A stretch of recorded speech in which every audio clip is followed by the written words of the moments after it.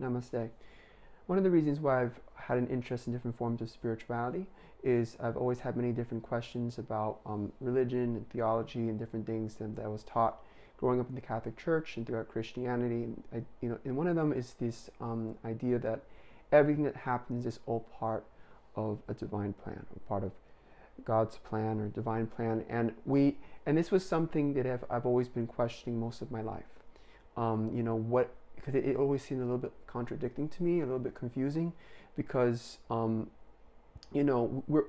religion teaches a lot about morals, about right and wrong, right? And so when we say there's right and wrong, we're implying that there are things that are God's will and things that are not God's will, or however we define a divine plan.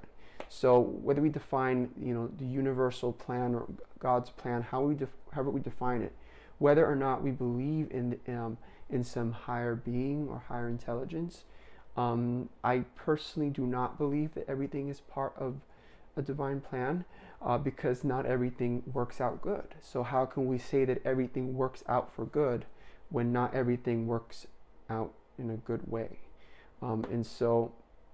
But yet I would turn the tables on that one, because while this whole thing of everything's part of a divine plan has been used to keep us in ignorance, to cover up their agendas of, to divide and control, because obviously everything's been corrupted in this world, I would turn the tables on that and saying, well, if anyone claims to be a person of faith and believes that everything that happens is part of a divine plan, then we shouldn't be judging anyone for the spiritual path they are on.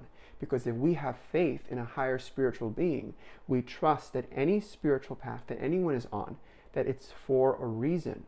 Because why would, the universe or whatever allow any person to be misled or deceived or led down the wrong path?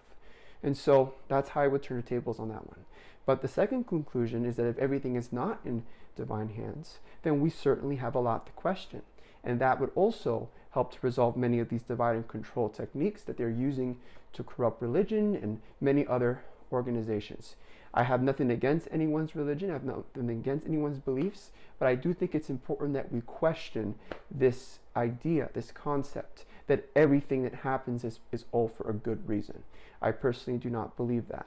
There's a lot of suffering taking place in the world, and I think we all know at some level of our being, within our hearts, that something is not right. But many times we don't want to accept the truth. So we assume that we don't have the spiritual ability, because we're dissociating and only hearing things that make us feel good.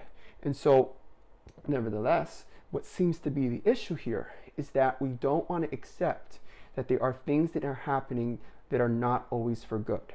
I feel deeply within my soul, within my heart, that there were many things, not only in my own life experience, but throughout the entire world, that was supposed to be different. There were a lot of things that were supposed to be done differently. And I feel this deeply within the core of my being, that things were changed. Fate was manipulated. Spirits were manipulated. The spirit realm was manipulated. Things were manipulated. Nature was manipulated. So much has been manipulated to not be the way that it was supposed to be. That's why there doesn't seem to be stability. There seems to be unbalanced energies. And I'm not trying to be pessimistic. I'm just speaking the truth. If there is right and wrong, we can't say that everything that happens is for a good reason. We can't say that everything that happens is part of a divine plan. It doesn't make sense. And so I just wanted to be very, very clear about that, because it's one of those contradictions that we hear about sometimes, but it really doesn't make sense when we begin to think about it. Especially when we get to this idea of like God's will and what does it mean. I've always had questions about these things, like God's will and things about like faith and believing. Like I've had questions about this because it seems as if our faith is dependent on everything happening for good. And so if our meaning of faith has an attachment on this belief that everything has to happen for good, then our faith is almost like, our faith is not being built on a firm foundation. Our faith is not an unshakable faith, because our faith has a dependency on everything turning out good. If we believe that the only way we could have faith as if we believe that everything happens for good. And that's the reason why we tell ourselves things like everything that happens is all part of a divine plan, because subconsciously, we don't want to lose our faith. And we associate our faith with the belief of everything happening for good. And when things don't happen for good, that's why so many people are struggling in their faith, because of our meaning. The meaning that we have about faith, the meaning of what we have about everything happening for a divine plan, it's been corrupted. It's been misunderstood. And so I do want to be speaking more about faith in the future, because I think there's so many concepts and spiritual ideas that have been very, very misunderstood.